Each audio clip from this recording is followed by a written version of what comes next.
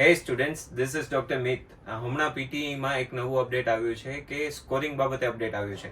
Describe image અને retail lecture જે પીટીઈના બે ટાસ્ક છે એમાં અપડેટ એવું આવ્યું છે કે હવે તમારું સ્કોરિંગ એઆઈ થ્રુ નહીં પણ હ્યુમન અસેસમેન્ટ થ્રુ થશે, કે હ્યુમન પ્રોક્ટર્સ તમારું ચેકિંગ કરશે.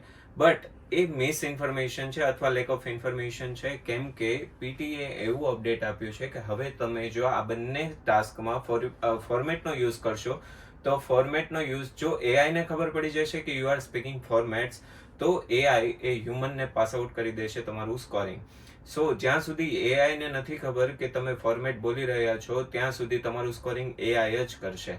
સો આજે હું લઈને આવ્યો છું don't be panic students, because ઘણા બધા સ્ટુડન્ટ્સ પેનિક થઈ ગયા છે કે સર આ નવું અપડેટ આવ્યું છે તો આના રિગાર્ડિંગ અમને કોઈ ઇન્ફોર્મેશન નથી કે અમે હવે ફોર્મેટ નહીં બોલી શકીએ તો શું થશે.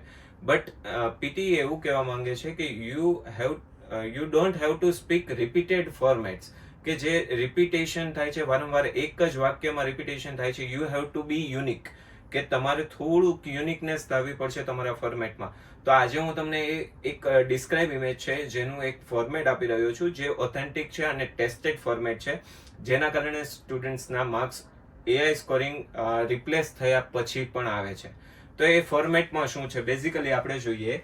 This is the format of describe image. એમાં શું છે કે this image gives information about the main topic. જે આપણે અહીંયા લખવાનું છે, શું લખવાનું છે? Main topic. Then after there are many elements in this image. From the image I can say that the highest value is whichever is the highest value you can put it over there and then speak the format which is indicated by. Now the second highest value is this, which is indicated by. If we talked about the lowest value is this, which is indicated by this. In conclusion, this image is very informative and knowledgeable. So આપણે અત્યારે એક કેટલા ટાઈપની image આવે છે એ પહેલા સમજીએ. તો ફર્સ્ટ ઇમેજ આવે છે bar graph. Then after the second one image is line graph, pie chart. પછી આ ત્રણ ઇમેજ છે કે જે ચાર્ટ જેમાં વેલ્યુઝ હોય છે. હજુ એક ઇમેજ છે કે જે ટેબલ છે. ટેબલમાં પણ તમને વેલ્યુ જોવા મળશે. તો ટેબલમાં જે વેલ્યુઝ જોવા મળે છે એના કારણે આ ફોર્મેટમાં લખેલું છે કે highest value, second highest value and lowest value. તો ધીસ ઇઝ રાઈટ, કે આપણે ટેબલમાં વેલ્યુઝ છે, ગ્રાફમાં વેલ્યુઝ છે, તો આપણે આ ફોર્મેટ બોલીએ છીએ તો એ રાઈટ છે. હવે અહીંયા જ્યાં જ્યાં અંડરલાઇન કરેલી છે જે વર્ડમાં, એ વર્ડ તમારા ચેન્જ થશે. ધારો કે હું બાર ગ્રાફ બોલી રહ્યો છું તો I can speak like this. Bar graph gives information about the number of US household keeping pets. There are many elements in this bar graph. From this bar graph I can say that the highest value is total, which is indicated by 84 million. Now the second highest value is dogs, which is indicated by 63 million. If we talked about the lowest value is saltwater fish, which is indicated by 1 million. In conclusion, this bar graph is very informative and knowledgeable. તો જ્યાં જ્યાં મેં lines કરેલી છે, અંડરલાઇન્સ કરેલી છે, એ વસ્તુ change થશે. હવે તમે કહેશો સર આમાં તો બધામાં વેલ્યુ આપેલી છે એટલે આપણે highest value, lowest value, second highest value બોલી શકીએ. બટ ઘણી બધી એવી ઇમેજ છે like process.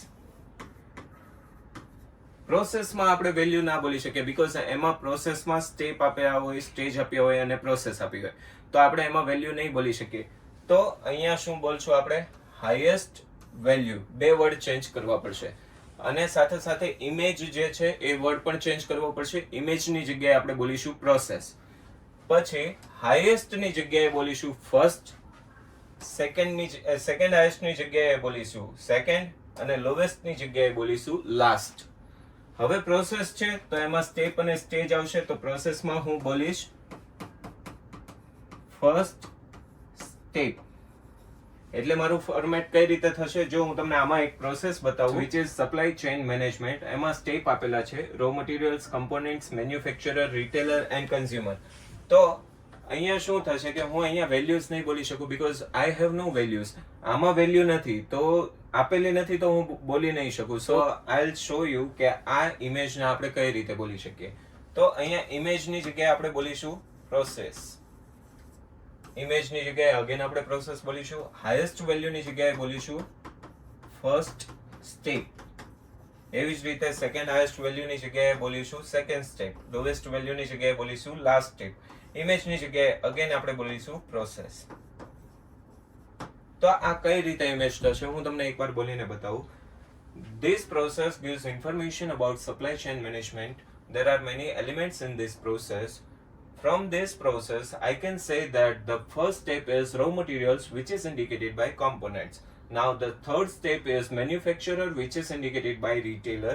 If we talked about the last step is consumer, which is indicated by blue in color. In conclusion, this process is very informative and knowledgeable. So, guys, તમને ખબર પડી કે હું એક જ ફોર્મેટ તમને બતાવું છું, પણ બધી ઇમેજ માટે થોડા ઘણા વર્ડ ચેન્જીસ કરીને આપણે એવી રીતના બતાવી શકીએ છીએ કે ધીસ ઇઝ ઓથેન્ટિક ફોર્મેટ. આ ફોર્મેટમાં તમને કોઈ માર્ક્સ ના આપે એવું ના બને, બીકોઝ આપણે ફોર્મેટ પણ બોલી રહ્યા છીએ within the criteria of image. એટલે કે આ ઇમેજ છે એનું જ ફોર્મેટ બોલી રહ્યા છીએ, નહીં કે એવું કે I can see many elements in this image, raw materials, components, manufacturer, retailer, consumer, એવું આપણે નથી બોલતા. આપણે બોલીએ છીએ ઓથેન્ટિક ફોર્મેટ. સો તમને માર્ક્સ મળશે જ. અગર હ્યુમન પ્રોક્ટર પાસે પણ જાય છે તો પણ આ ફોર્મેટમાં તમારા માર્ક્સ આવવાના ચાન્સીસ બહુ વધારે છે. હવે બીજી કઈ ઇમેજ આવે છે? લાઈક પ્રોસેસ તો આપણે થઈ ગઈ, હવે આવે છે લાઈફ સાયકલ. તો લાઈફ સાયકલમાં પણ આપણે એવી જ રીતના બોલી શકશું કે ઇમેજ છે ત્યાં આપણે બોલી શકશું life cycle. Then after first step, second step, last step અને ઇમેજની જગ્યાએ બોલવાનું છે લાઈફ સાયકલ. બરાબર? હવે લાઈફ સાયકલ પતી જશે પછી આવશે પિરામિડ. પિરામિડમાં પણ સ્ટેપ અને સ્ટેજ હોય છે. જેમ કે આ પિરામિડ છે તો આનું ફર્સ્ટ સ્ટેપ નીચેથી ચાલુ થાય છે, પછી સેકન્ડ અને પછી ટોપ ઓફ ધી પિરામિડ. બરાબર? તો એમાં પણ આપણે સ્ટેપ બોલીશું અને ઇમેજની જગ્યાએ બોલીશું પિરામિડ. હવે બીજી એક ઇમેજ આવે છે આપણી પાસે, કઈ? પિરામિડ થઈ ગયું, પ્રોસેસ થઈ ગયું, લાઈફ સાયકલ થઈ ગઈ, bar graph, line graph, table chart થઈ ગયું. તો હવે આપણી પાસે જે ઇમેજ આવે છે એ બે ઇમેજ છે જેમાં આપણે ઘણો ચેન્જ કરવો પડશે. રેન્ડમ ઇમેજ છે અને બીજું એક છે મેપ. કોઈ પણ જગ્યાએ મેપ આપ્યો હોય તો એમાં આપણે વેલ્યુ પણ ના બોલી શકીએ, એની જગ્યાએ આપણે વેલ્યુ તો નહીં બોલી શકીએ, સાથે સાથે આપણે કોઈ પ્રોસેસ, સ્ટેપ, સ્ટેજ નહીં બોલી શકીએ. તો ત્યારે શું કરવાનું છે ઇમેજ આવે ત્યારે? સો અહીંયા એક રેન્ડમ મેપ આપેલો છે. મેપમાં એવું લખેલું છે કે શેના પર આપણે બોલવાનું છે? Tropical rain forest, temperate rain forest, એના પર આપણે બોલવાનું છે. બરાબર? તો હવે શું થશે કે અહીંયા ઇમેજની જગ્યાએ શું બોલીશું? મેપ. અહીંયા જે મેઇન વેલ્યુ છે ટ્રોપિકલ રેન ફોરેસ્ટ બોલી શકો છો, ટેમ્પરેટ રેન ફોરેસ્ટ બોલી શકો છો. અહીંયા શું બોલીશું? પાછું આપણે મેપ બોલીશું. હાઈએસ્ટ વેલ્યુ, આમાં ક્યાંય વેલ્યુ નથી આપેલી, તો આપણે હાઈએસ્ટ વેલ્યુની જગ્યાએ બોલવું પડશે અપર એરિયા. પછી સેકન્ડ હાઈએસ્ટ વેલ્યુની જગ્યાએ બોલવું પડશે મિડલ એરિયા અને લોવેસ્ટ વેલ્યુની જગ્યાએ બોલવું પડશે લોઅર એરિયા. અધરવાઇઝ તમે એવું પણ બોલી શકો છો upper side, middle side, lower side, right side and left side. તમે આ પણ બોલી શકો છો. ઇમ્પ્રોવાઇઝેશન કરવાનું છે. ફોર્મેટ એનું એ છે, ખાલી જસ્ટ વર્ડ ચેન્જ કરશું એટલે આપણું ફોર્મેટ આને બંધ બેસતું થઈ જશે. This is universal format. અહીંયા પાછું ઇમેજ છે તો ઇમેજની જગ્યાએ આપણે બોલીશું મેપ. બરાબર? તો આને કઈ રીતે બોલી શકાય? સપોઝ આ એક ઇમેજ આપેલી છે, આ રેન્ડમ મેપ છે. મને ઘણીવાર સપોઝ કે કોઈ સ્ટુડન્ટને આ ઇમેજ ખબર નથી, તો આપણે કઈ રીતે બોલી શકીએ એ હું સિમ્પલ લેંગ્વેજમાં તમને શીખવાડું છું. Like this map gives information about tropical rainforest. There are many elements in this map. From this map, I can say that upper side area is indicated with Pacific Ocean, which is indicated by tropical rainforest. Now, the middle area is Peru, which is indicated by green color. If we talked about the lowest area is Pacific Ocean, which is indicated by temperate rainforest. In conclusion, this map is very informative and knowledgeable. જો મેં ઘણી બધી ગડબડ કરી છે, ઘણું બધું હું આડાવડું બોલ્યો છું, બટ ઇટ્સ ઓકે. તમારી પાસે જ્યાં સુધી કન્ટેન્ટ સાચો છે, જ્યાં સુધી તમે ઇમેજમાં જે આપેલું છે એ બોલો છો, ત્યાં સુધી એને કોઈ તકલીફ નથી. અધરવાઇઝ તમે જો ઇમેજની બહારનું કંઈ બોલો છો અને રેન્ડમ બોલો છો, સાવ રેન્ડમ, કે ઇમેજમાં જ નથી આપેલું એવી વસ્તુ બોલશો, તો એઆઈ તરત કેપ્ચર કરી લેશે અને એ તમારું રિઝલ્ટ હ્યુમન પ્રોક્ટર માટે અસેસમેન્ટ, હ્યુમન પ્રોક્ટર પાસે અસેસમેન્ટ માટે જતું રહેશે. ઓકે, સો મેપ થઈ ગયો. હવે સપોઝ કે કોઈ રેન્ડમ ઇમેજ આપેલી હોય. નાવ આપણી પાસે એક રેન્ડમ ઇમેજ છે વિચ ઇઝ એમ્યુઝમેન્ટ પાર્ક. આને શું કહેવાય? ફન ફેર કહેવાય, એમ્યુઝમેન્ટ પાર્ક કહેવાય. જો ટાઇટલ નહીં આપેલું હોય એપીયુની કે ગમે તે બીજા સોફ્ટવેરમાં તમે પ્રેક્ટિસ કરશો તો દરેક ઇમેજના ટાઇટલ આપેલા હશે. બટ એક્ઝામમાં સપોઝ આપણી પાસે ટાઇટલ નથી તો આપણે આને શું કહી શકીએ? આપણે ખબર છે કે ધીસ ઇઝ એમ્યુઝમેન્ટ પાર્ક. આમાં કન્ટેન્ટ પણ આપણને ખબર છે કે this is castle, tent, merry go round, roller coaster, balloons છે, દેન આફ્ટર ટ્રીઝ છે, હોર્સિસ છે, સ્વિંગ્સ છે, ઘણો બધો કન્ટેન્ટ છે. તો આપણે ઘણો બધો કન્ટેન્ટ યુઝ કરી શકીએ. પણ આમાં ક્યાંય વેલ્યુ નથી આપેલી, નથી આમાં કોઈ પ્રોસેસ. તો અહીંયા આપણે શું યુઝ કરી શકીએ?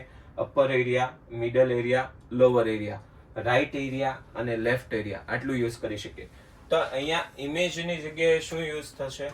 ધીસ ઇઝ રેન્ડમ ઇમેજ, અથવા તમે કહી શકો કે ફન ફેર. બરાબર, રેન્ડમ ઇમેજ પણ કહી શકો અને ફન ફેર પણ કહી શકો. Similar here. Then after highest value આપણે નહીં કહી શકીએ because we have no values in this image. So અહીંયા આપણે શું કહીશું? highest value ની જગ્યાએ upper area. Same goes for second highest value, ત્યાં કહીશું આપણે middle area.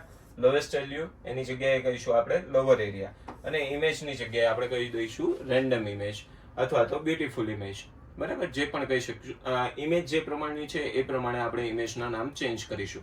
ઓકે, સો આ ઇમેજ કઈ રીતે બિલ્ડઅપ થશે હું તમને બોલીને બતાવું છું.